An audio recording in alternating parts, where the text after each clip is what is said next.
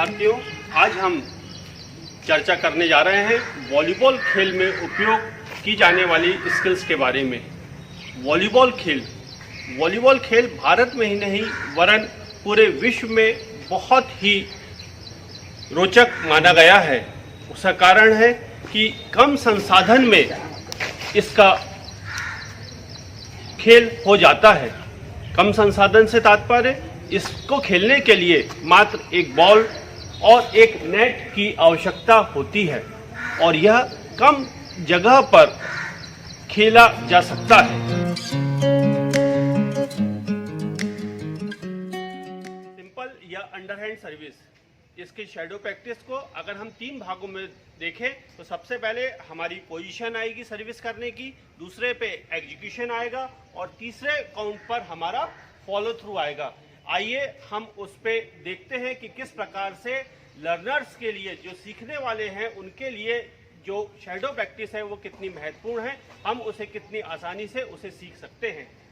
देखिए, चलिए, position, underhand position, देखो हाथ गड़बड़, ये पोजीशन है नंबर 1 काउंट पे। नंबर 2 पे आपका एग्जीक्यूशन, 2 पीछे झुके, इसमें आपका जो वजन है वो आपके पीछे वाले पैर पर आ रहा है। ये एग्जीक्यूशन की पोजीशन है।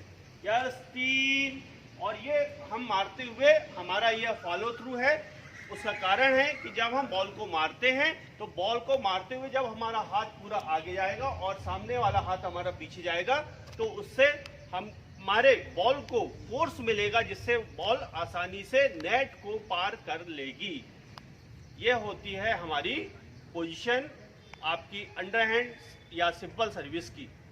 3 आइए अब हम इस सर्विस को जो हमने अभी सीखा है उसे लगातार विधि में कर देखते हैं।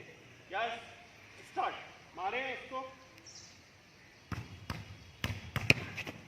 इस प्रकार से बहुत आसानी से हमारी बॉल नेट को पार कर जाती है और हमारे खेल की शुरुआत होती है। सर्विस बहुत इंपॉर्टेंट स्किल है क्योंकि इसी के द्वारा खेल की शुरुआत होती है।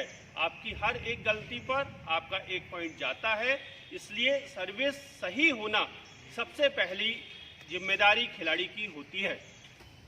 दूसरी प्रकार की सर्विस की अगर हम बात करें तो हमारी होती है टेनिस सर्विस। इसमें हम उल्टे हाथ पे बॉल को रखते हैं और सीधे हाथ से हिट करते हैं। इसमें हमारा जो टॉस होता है बॉल का वह हमारे माथे के ऊपर तक जाता है। इसमें सबसे अधिक ध्यान देने वाली बात यह होती है कि हमारा टॉस जो है वो जितना सही होगा हमारी सर्विस की सही होने की संभावनाएं उतनी अधिक होगी। यदि हमारा टॉस ज़्यादा ऊंचा हो जाएगा तो हमें उसको बॉल को एडजस्ट करने में अधिक ताकत की आवश्यकता लगेगी। इसलिए टॉस को हर समय हमारे माथे के ऊपर तक लाना होता है और उसे इस प्रकार से हथेली की पोजीशन रहती है और उसे मारकर आगे की ओर झुकना होता है। यह होती है हमारी टेनिस सर्विस। आइए देखते हैं लगातार विधि में इसको हम कैसे करते हैं। 2 3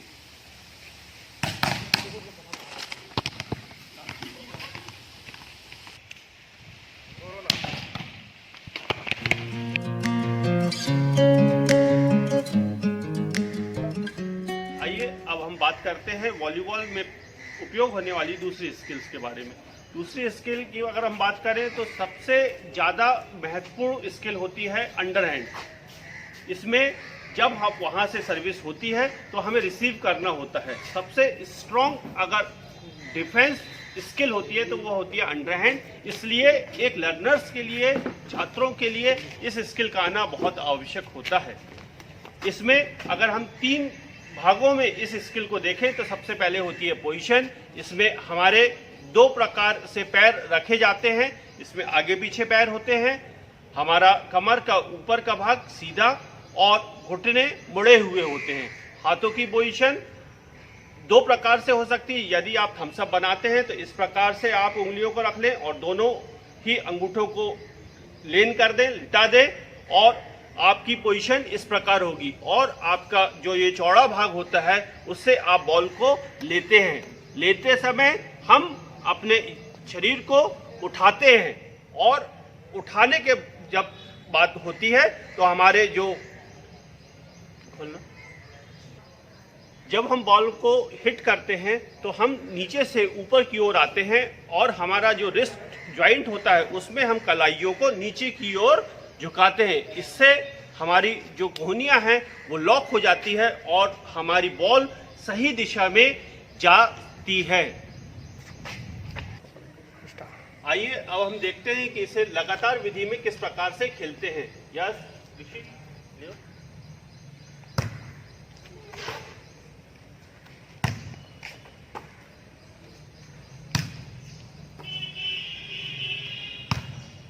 इस प्रकार से जब हम बॉल को मारते हैं तो हमारा शरीर नीचे से ऊपर की ओर आता है।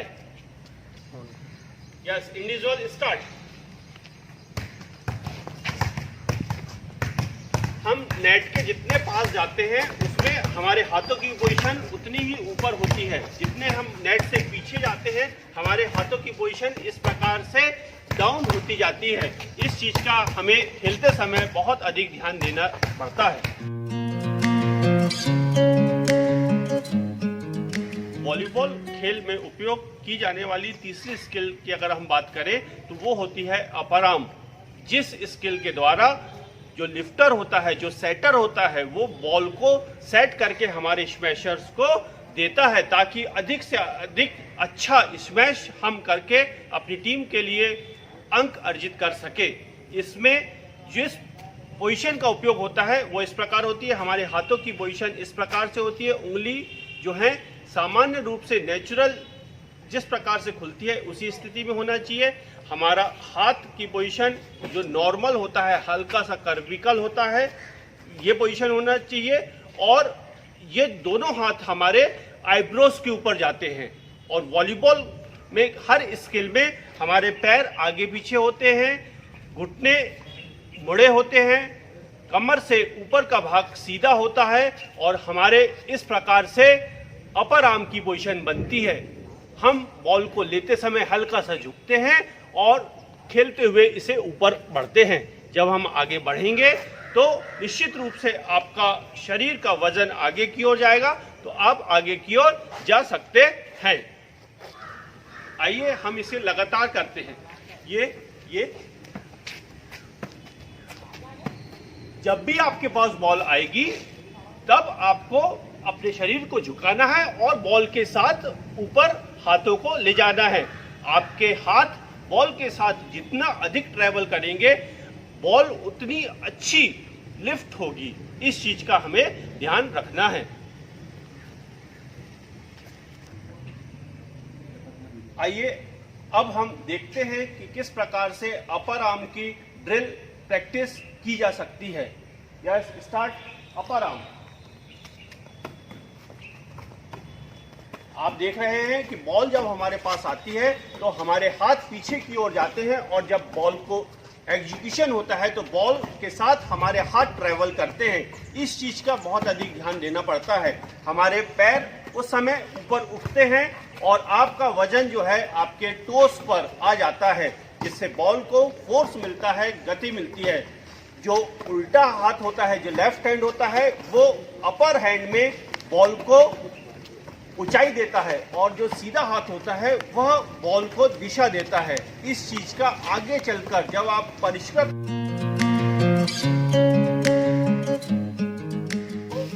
वॉलीबॉल विधा में 5 स्किल्स में से आज इस वीडियो में 3 स्किल्स के बारे में चर्चा की है। सर्विस, अंडरहैंड और अपर आर्म। स्मैश और ब्लॉकिंग जो स्किल्स होती है वो एडवांस स्तर पर वॉलीबॉल खेल में प्रयुक्त होती है, जिसे हम आगे के वीडियो में आप लोगों के साथ चर्चा करेंगे।